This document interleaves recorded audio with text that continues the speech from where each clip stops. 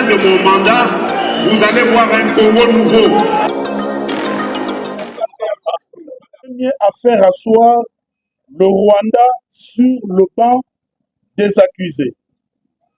Le temps où Kagame opérait avec la complicité des Congolais est révolu.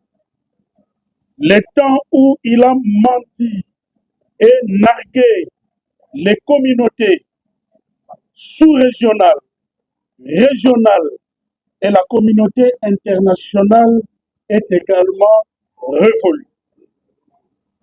Voici ce qu'il y a lieu de retenir concernant la première audience qui a eu lieu à Arusha.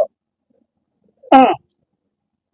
Les juges de la Cour de justice de l'EAC ont eu une attitude d'impartialité et d'équité vis-à-vis des deux parties. Ceci est un bon signe pour la suite de la procédure. 2. Les avocats du Rwanda étaient manifestement préparés à bloquer la procédure. Leur ligne principale de défense était notamment le rejet de tous les dossiers, tous les documents en français, notamment la procuration des avocats et les rapports des Nations Unies qui confirment la présence militaire du Rwanda en RDC. De là, ils ont postulé l'anéantissement total de la procédure, en commençant par demander à la Cour de ne pas permettre aux avocats de la RDC de prendre la parole car leur procuration posait problème.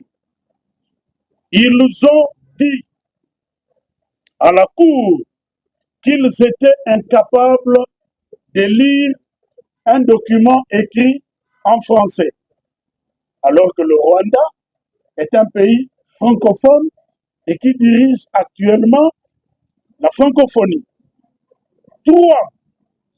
La Cour a demandé à toutes les deux parties, donc aux avocats, de plaider à charge pour la RDC d'introduire dans un délai de 24 heures la procuration des avocats établis en anglais, devoir que nous avons déjà rempli. 4.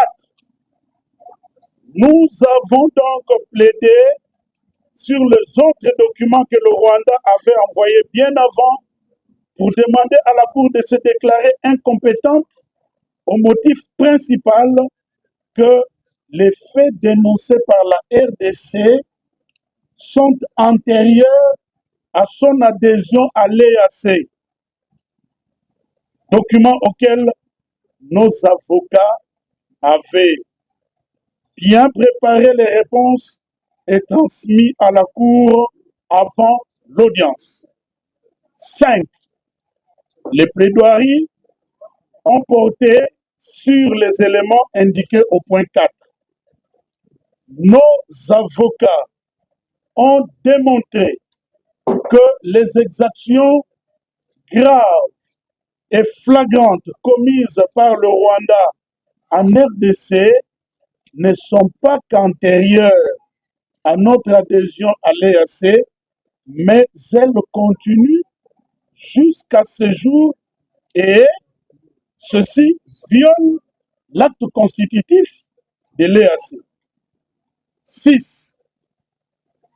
Comme cela se passe devant toutes les juridictions, la Cour a pris en délibéré ce premier débat sur sa compétence. Elle se prononcera par une décision avant d'entamer le fond. Donc, nous attendons la décision de la Cour sur le premier débat. Tel est le résumé de la première audience du procès RDC Rwanda.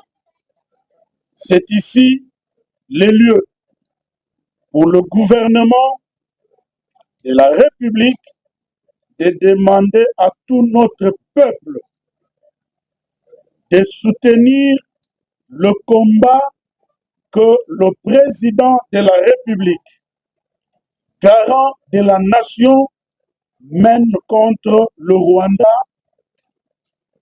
dans les fronts militaires, diplomatiques et maintenant judiciaires.